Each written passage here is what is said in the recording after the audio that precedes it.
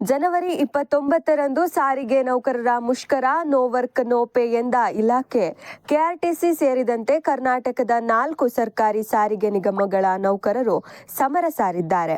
ವೇತನ ಮತ್ತು ವೇತನ ಪರಿಷ್ಕರಣೆಗೆ ಸಂಬಂಧಿಸಿದ ದೀರ್ಘಕಾಲದಿಂದ ಬಾಕಿ ಇರುವ ಬೇಡಿಕೆಗಳನ್ನು ಈಡೇರಿಸುವಲ್ಲಿ ರಾಜ್ಯ ಸರ್ಕಾರ ವಿಫಲವಾಗಿದೆ ಎಂದು ಆರೋಪಿಸಿ ನಾಡಿದ್ದು ಅಂದರೆ ಜನವರಿ 29ರಂದು ಬೆಂಗಳೂರು ಚಲೋಗೆ ಕರೆ ನೀಡಿದ್ದಾರೆ. ಆದರೆ ಇದಕ್ಕೆ ಕೆಆರ್ಟಿಸಿ ಶಾಕ್ ಕೊಟ್ಟಿದ್ದು, ಸರ್ಕಾರಿ ನೌಕರರು ಯಾವುದೇ ಮುಷ್ಕರ ಹೂಡುವಂತಿಲ್ಲ, ಮುಷ್ಕರಕ್ಕೆ ಬೆಂಬಲವನ್ನು ಸೂಚಿಸುವಂತಿಲ್ಲ. ಗುರುವಾರ ಡ್ಯೂಟಿಗೆ ಬಂದಿಲ್ಲ ಅಂದರೆ ನೋ ವರ್ಕ್ ನೋ ಪೇ ಎಂದು ಕೆಆರ್ಟಿಸಿ ಎಂಡಿ ಅಕ್ರಂ ಪಾಷಾ ಆದೇಶ ಹೊರಡಿಸಿದ್ದಾರೆ. ಶಿಡ್ಲಘಟ್ಟ ಪೌರಾಯುಕ್ತೆಗೆ ಫೋನ್ ಮಾಡಿ ನಿಂದಿಸಿದ್ದ ರಾಜೀವ್ ಗೌಡ ಅರೆಸ್ಟ್. ಸಚಿವ ಜಮೀರ್ ಅಹಮದ್ ಖಾನ್ ಪುತ್ರ ಜೈದ್ ಖಾನ್ ಅಭಿಯಾನದ ಕಲ್ಟ್ ಸಿನಿಮಾದ ಬ್ಯಾನರ್ ತೆರವು ವಿಚಾರಕ್ಕೆ ಚಿಕ್ಕಬಳ್ಳಾಪುರದ ಶಿಡ್ಲಘಟ್ಟ ನಗರಸಭೆಯ ಪೌರಾಯುಕ್ತೆ ಅಮೃತಾ ಗೌಡಗೆ ಕರೆ ಮಾಡಿ ಅವ್ಯಾಚ್ಯ ಪದಗಳಿಂದ ನಿಂದಿಸಿ ಧಮಕಿ ಹಾಕಿದ್ದ ರಾಜೀವ್ ಗೌಡನನ್ನು ಪೊಲೀಸರು ಬಂಧಿಸಿದ್ದಾರೆ. ರಾಜೀವ್ ಗೌಡ ವಿರುದ್ಧ ಪ್ರಕರಣ ದಾಖಲಾಗಿ 13 ದಿನ ಕಳೆದರೂ ಆತನನ್ನು ಬಂಧಿಸದಿದ್ದಕ್ಕೆ ಸಿಎಂ ಸಿದ್ದರಾಮಯ್ಯ ನಿನ್ನೆ ಪೊಲೀಸ್ ಇಲಾಖೆ ವಿರುದ್ಧ ತೀವ್ರ ಆಕ್ರೋಶ ವ್ಯಕ್ತಪಡಿಸಿದ್ದರು. ಇದರ ಬೆನ್ನಲ್ಲೇ ಕೇರಳ ಗಡಿಯಲ್ಲಿ ಆರೋಪಿ ರಾಜೀವ್ ಗೌಡನನ್ನು ಬಂಧಿಸುವಲ್ಲಿ ಚಿಕ್ಕಬಳ್ಳಾಪುರ ಪೊಲೀಸರು ಯಶಸ್ವಿಯಾಗಿದ್ದಾರೆ. ಜನವರಿ 14ರಂದು ತನ್ನ ವಿರುದ್ಧ ದೂರು ದಾಖಲಾಗುತ್ತಿದ್ದಂತೆಯೇ ರಾಜೀವ್ ಗೌಡ ತಲೆಮರೆಸಿಕೊಂಡಿದ್ದನು. ಹಿಟ್ ಅಂಡ್ ರನ್ ಆಲ್ದೂರಿನ ಕೃಷಿ ಪತ್ತಿನ ಸಹಕಾರ ಸಂಘದ ಸಿಬ್ಬಂದಿ ಸಾವು ಪ್ರಕರಣ ದಾಖಲು.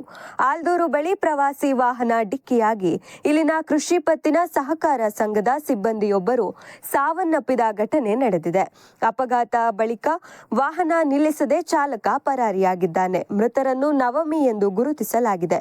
ಇವರು ಆಲ್ದೂರು ಕೃಷಿ ಪತ್ತಿನ ಸಹಕಾರ ಸಂಘದಲ್ಲಿ ಕೆಲಸ ಮಾಡುತ್ತಿದ್ದರು. ಅಪಘಾತ ಎಸಗಿದ ವಾಹನ ತುಮಕೂರು ಜಿಲ್ಲೆಯ ತಿಪಟೂರು ಮೂಲದ್ದು ಎಂದು ತಿಳಿದು ಬಂದಿದೆ. ಈ ಸಂಬಂಧ ಆಲ್ದೂರು ಪೊಲೀಸ್ ಠಾಣೆಯಲ್ಲಿ ಪ್ರಕರಣ ದಾಖಲಾಗಿದೆ.